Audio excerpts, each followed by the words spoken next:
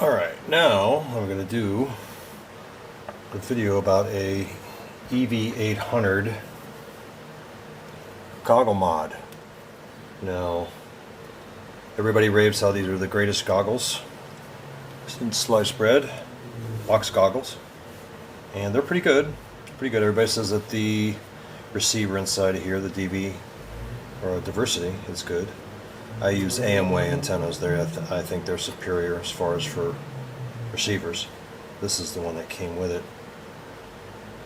The problem is when you put it on, when I put it on, it has a Fresnel in it, but I still can't focus on the screen with my eyesight. So what I'm going to do is put diopters in it. And there's a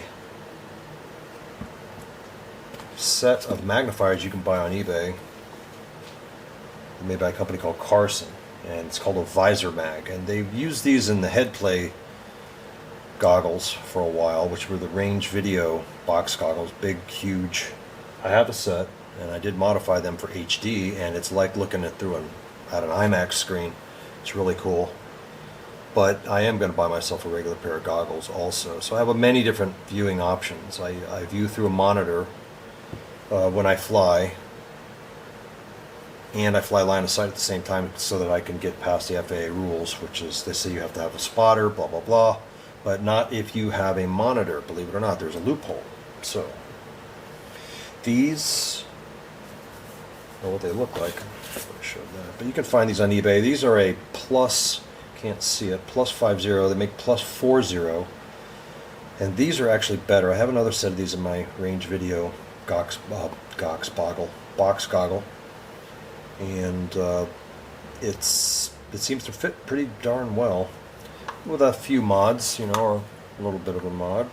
They will fit inside here. You can go up and in and under. There's a flange here, and they seem to fit pretty good. Now they just need a way to keep them in there, and you could probably just put a little bit of goop up on the inside. I was going to go through a whole elaborate thing of making a magnet and going back and forth, although a magnet for this would probably not be a bad idea. That way they could be removed. But I tested it, and it seems to do really good for my eyesight. And it fixes the problem for me. Now, as far as other people are concerned, what they've done, I've seen people do on RC groups, is they build, or they 3D print something to extend the focal length for some people.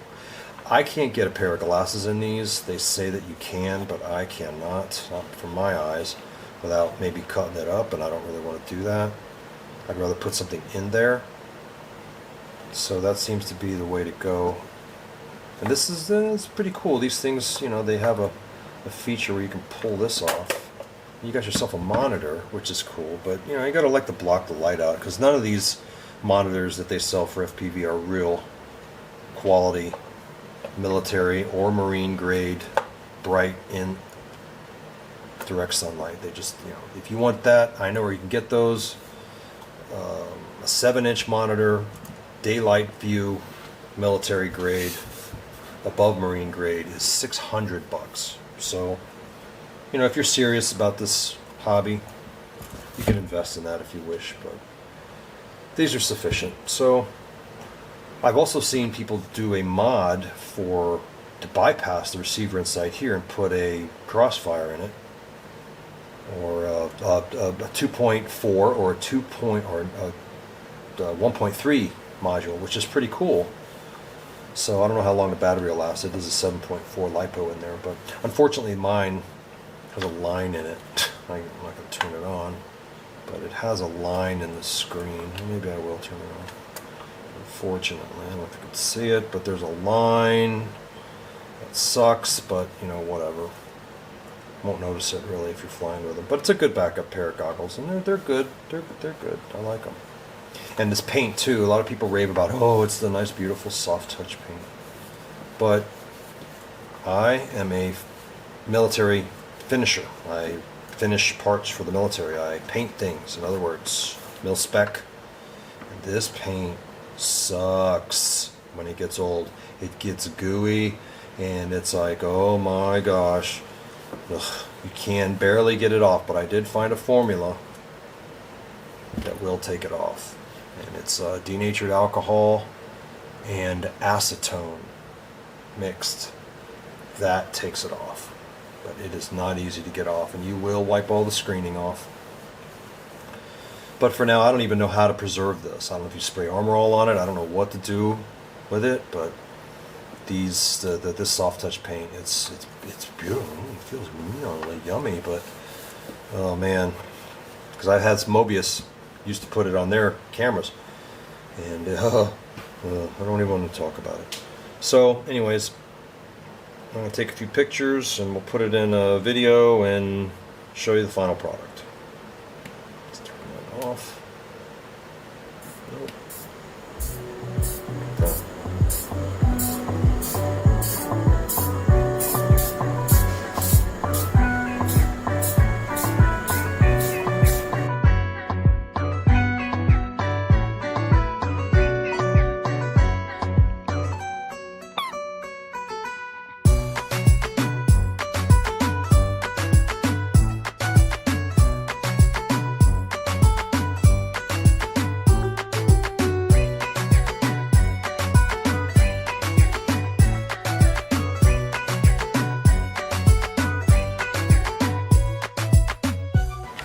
Alrighty then, now we're back. Get all my stuff out of the frame. Now what I've done, of course, I knew I was going to snap those things. They were, if you look at the picture, it was cracked already, and I put a little bit of pressure, snap, and so I've carbon fibered them together again, which is not a big deal. You won't see any of that. I may even matte black it. I'm not sure yet, but I just want to get it stuck in there temporarily with some double stick. You could put it in there with double stick and leave it in there if you want to do that without having to put some glue in there, but I might just glue it from the top. But the problem is I haven't turned the screen on yet and looked through it quite yet. They are going, the angle, I don't think you can really see it, but the angle is kind of going, the bottom of the lenses are going forward a little bit. We don't want that. You want more closer. I think before I cut it, I'll check it to make sure, but if not, what I'm going to do is right here, I'm just going to notch it, bring it back so I could put a little tiny bit of my special glue that I make there. And it's removable, does not melt anything. It's great stuff. I haven't done a video about the glue yet, but I will. And then it's pretty much ready to go. You want to be able to have it removable, so in case you can, you get dust in there and you want to take it out and clean it. But these are great little goggles, like I said before, and I've read so many great reviews on them, and it's just good to have. I bought these for my daughter, and I may even use them at one point. And I have a whole elaborate setup on my transmitter for my monitor, but it has a really, really super good diversity receiver made by a company called Amway, and you've seen them. They make Commander goggles and all, but their video receivers are rock solid, man. I've never had anything, never break up. I never get any breakup with it, especially in diversity now that the newer model I have. I had to send to China for it. So they, and like I said, they make these new, the monitor or the modules for the like Fat Shark, and Maytech makes a 1.3, and they work good too. So you can do that whole schmeal with this, and I can maybe get rid of my whole elaborate setup and just have that, because like I said, in order to fly legally without having a spotter, you must have the ability to be able to fly line of sight too, and there's like kind of a loophole if you read it right, and if you've got a monitor, you can put a screen on it and you could fly FPV through it, but then you could take your head off and you can also look up at the sky at your plane or quad. So that's the whole reason why I do that. And I just bought these as an experiment, just to mess with them, and they're looking good. So I'm going to turn everything on, make a judgment if I need to notch this or not, and then we'll go forward from there.